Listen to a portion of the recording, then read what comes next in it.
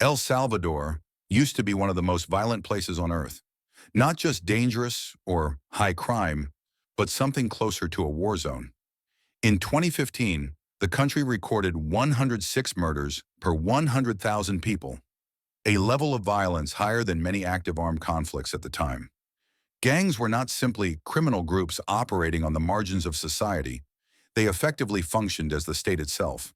They controlled entire neighborhoods, taxed businesses through extortion, and decided who could cross a street and who would die. For millions of Salvadorans, daily life was governed not by law, but by gang permission. Then in less than 5 years, something almost unimaginable happened.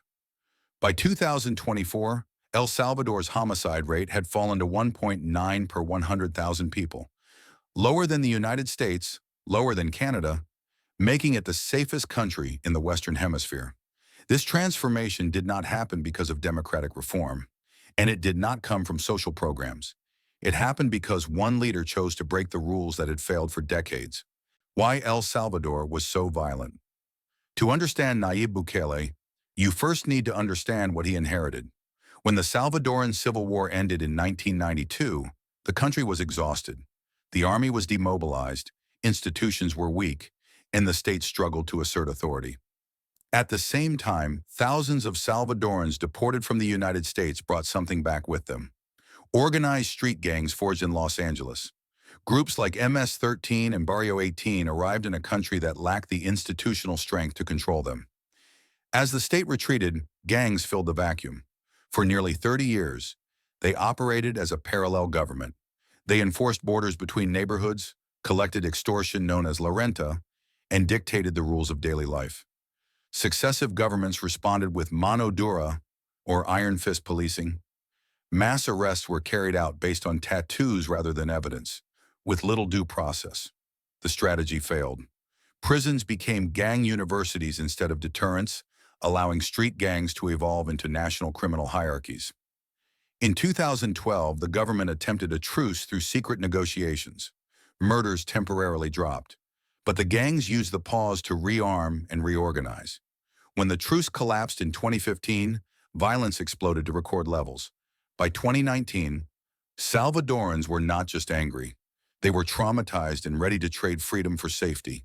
Bukele's first move: control violence, not gangs. When Nayib Bukele took office in 2019, he did not immediately try to crush the gangs. Instead, he took a more pragmatic approach. He focused on controlling violence rather than dismantling the gangs outright. Publicly, he launched the Plan Control Territorial, increasing police deployments, expanding military patrols, and investing in surveillance and technology. Officially, it looked like a standard security crackdown.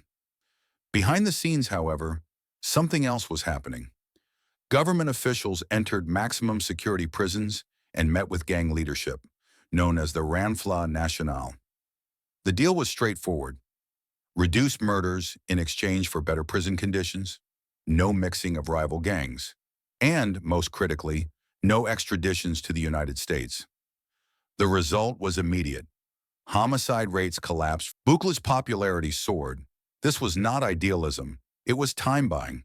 Bukele needed political capital, and while violence remained low, he began dismantling the old political system that had failed to control the country. The moment democracy ended. On February 9, 2020, Bukele walked into El Salvador's Legislative Assembly accompanied by soldiers. He sat in the speaker's chair, prayed, and told supporters that God had asked him for patience. This moment marked a turning point. It signaled to politicians, gangs, and judges alike that Bukele was willing to use force to impose his agenda. By 2021, he had consolidated control over the legislature, the courts, and the Attorney General's office. There were no meaningful veto points left, and then the gangs made a fatal mistake. The weekend that changed everything, between March 25 and March 27, 2022, 87 civilians were murdered in just 72 hours. These were not gang rivals or criminals. They were random people. The gangs believed that a surge in violence would force the government back to negotiations. They miscalculated. Bukele did not negotiate. He escalated. The state of exception, how safety was enforced. The government immediately declared a state of exception. suspending constitutional rights overnight. Freedom of assembly was restricted, access to immediate legal counsel was removed, and people could be detained for 15 days without seeing a judge. Mass surveillance expanded without warrants. Legal changes followed quickly. Gang membership alone became punishable by 20 to 40 years in prison. Leaders faced sentences of up to 45 years. Children as young as 12 could be prosecuted. Trials were conducted in groups of up to 900 defendants at once. The burden of proof effectively flipped. Guilt was often determined by association. Then came the prisons. The most famous was CECOT, the largest prison in the Americas, built to hold 40,000 inmates. Concrete bunks replaced beds. There were no mattresses, no visits, and no exits. Buckley did not hide any of this. He broadcast it. Images of tattooed men running in formation, heads shaved and bodies shackled, were shared worldwide. This was not just incarceration. It was psychological warfare. The results. By this point, the outcome is difficult to deny. El Salvador went from one of the most dangerous countries on earth to the safest in the Western Hemisphere. Murders collapsed, extortion nearly vanished, and invisible gang borders disappeared. People began walking freely again, and this is where the global debate truly begins. Economic impacts, and it wasn't just about safety. The collapse of gang extortion instantly freed millions of dollars that had been siphoned from small businesses, street vendors, and transport workers for decades. Streets that once dictated fear now allowed commerce to thrive. Tourism surged with visitors returning to coastal towns and cities, bringing jobs, income, and opportunity. Daily life normalized. People could open shops, drive freely, and work without fearing ambush or ransom. Wages and prices didn't magically fix themselves, and Bitcoin didn't revolutionize the economy for the average Salvadoran, but life became livable in a way it hadn't been for decades. For ordinary citizens, that was enough. Security unlocked economic activity, restored hope, and let people plan for the future without looking over their shoulder. What foreign media leaves out. Foreign media frequently describes Nayib Bukele as a dictator. Critics argue that he dismantled democracy, allowed arrests without immediate trials, and concentrated too much power in the executive branch. These criticisms exist for a reason, but one fact is almost always left out. In 2024, El Salvador didn't just re-elect Bukele. He won 84.65% of the vote, not 51%, not a narrow victory, a landslide. In 2019, he had won with around 50% support.